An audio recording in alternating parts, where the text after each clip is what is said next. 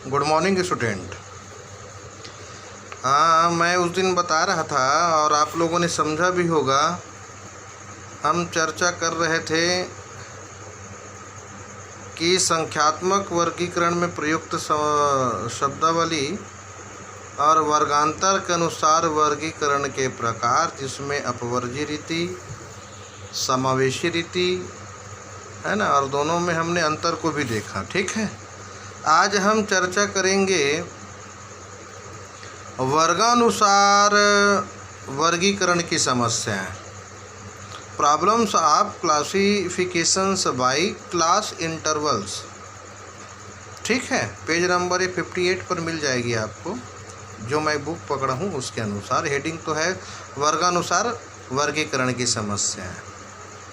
आइए इस पर थोड़ा चर्चा करते हैं और समझने का प्रयास करते हैं कि देखिए, वर्गानुसार वर्गीकरण की जो प्रमुख समस्याएं आती हैं उसमें सबसे पहले आता है वर्गांतरों की संख्या। जैसे कि वर्गीकरण में पहली समस्या यह है कि सामग्री को कितने वर्गों में बांटा जाए। इसके लिए कोई निश्चित संख्या तो नहीं, फिर भी वर्गों की संख्या ना हो तो अधिक होनी चाहिए और ना ही कम होनी चाहिए। वर्गों की संख्या इतनी होनी चाहिए कि आंकड़ों को उचित रूप से वितरित किया जा सके तथा उसके महत्वपूर्ण लक्षण नष्ट न हो। ठीक है ना।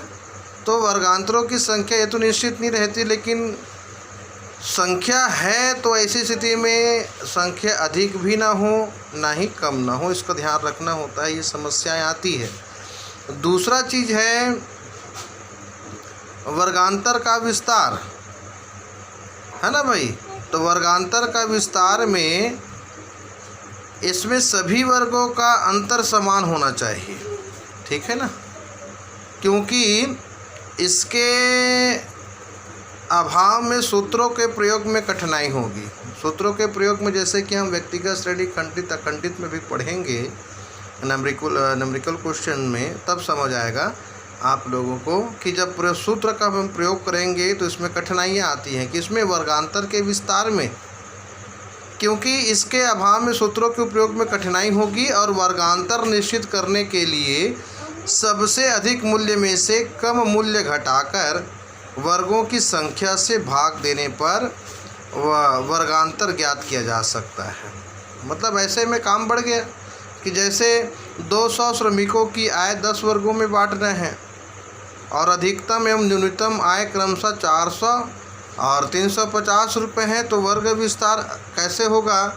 तो इस पर हम एक निश्चित सूत्र के अनुसार कैसे कर सकते हैं? वर्ग विस्तार बराबर सबसे बड़ा मूल्य जो बुक में दी भी गई है, सबसे बड़ा मूल्य माइनस सबसे छोटा मूल्य बटा कितना? वर्गों की संख्या। तो ऐसे में सबसे बड़ा वर्ग क्या है? 400। सबसे छोटी वर्ग कौन सी है? छोटी मूल्य 350। तो ऐसी स्थिति में भागित 10 वर्गों की संख्या, तो 50/10 करते हैं तो 5, है ना भाई। तो इस प्रकार से वर्ग विस्तार कितना निकल आएगा? 5। दूसरा है वर्गांतर को नियमित करना, है ना भाई। कभी कभी वर्ग विस्तार अत्यधिक असमान होते हैं, अर्थात यह कभी बड़ा और कभी छोटा होता है, इसलिए इन्हें नियमित करना आवश्यक होता है। ठीक है, और इसके लिए एक सूत्र का व्यवहार किया जाता है और जो दिया गया है टेबल में उसको हम देख सकते हैं, है ना भाई। 0 से 10, 10 से 5, 5 से 8, 8 से 10, 10 से 13। ये क्या है? नियमित नहीं है। आवृत्ति भी, फ्रीक्वेंसी भी जो है बराबर निकालना पड़ेगा। तो ऐसे में 0 से 5 लेना पड़ेगा, 5 से 10 और 10 से 15, है ना भाई। तो आवृत्ति भी बराबर आ जाएगी। चौथी चीज़ है आवृत्ति, फ्रीक्वेंसी, है ना भाई। तो प्रत्येक वर्ग में आने वाले पदों की गणना करके उसकी आवृत्ति लिखना भी आवश्यक है।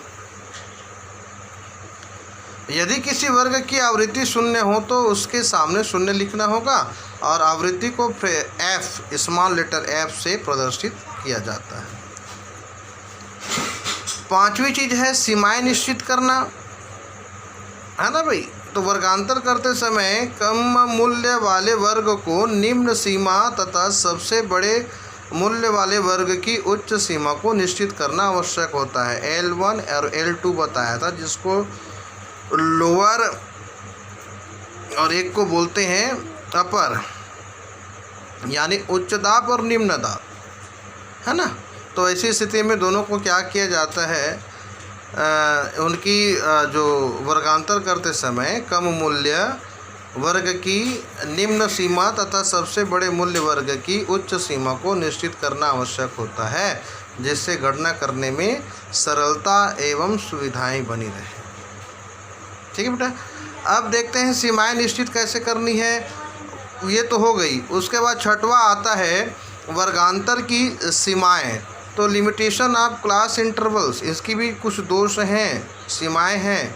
वर्गांतर की सीमाएं सदैव निश्चित एवं स्पष्ट होनी चाहिए, जिससे प्रत्येक पद को किसी न किसी वर्ग में सम्मिलित किया जा सके और वर्ग सीमाओं को अपवर्जी या समावेशी रीति के अनुसार एक है ना आधार पर निश्चित किया जा सके। ठीक है।